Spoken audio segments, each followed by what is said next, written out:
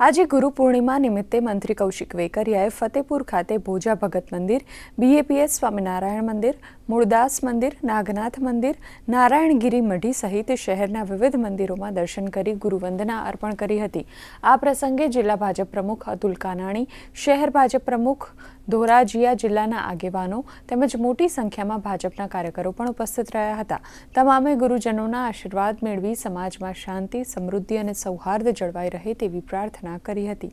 ગુરુનો એક અપાર મહિમા હોય છે। આજે ગુરુ પૂર્ણિમા નિમિત્તે સૌ લોકોને મારી હૃદયની શુભકામના પાઠવું છું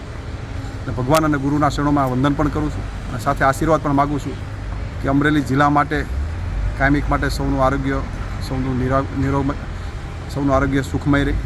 અને સૌ લોકો સારી રીતે પ્રગતિ કરે અને ભગવાનના અને સંતોના ચરણોમાં પણ વંદન કરું છું અને સાથે આશીર્વાદ પણ માગું છું કે અમરેલી જિલ્લાની સુખાકારી કાયમિક માટે જળવાઈ રહે અને અમરેલીની હરિયાળી લીલોતરી એ કાયમિક માટે વધતી રહે એવા સંતોના અને ગુરુના આશીર્વાદ મળતા રહે આ ક્ષણે સૌને વંદન સાથે પ્રાર્થના પણ કરું છું।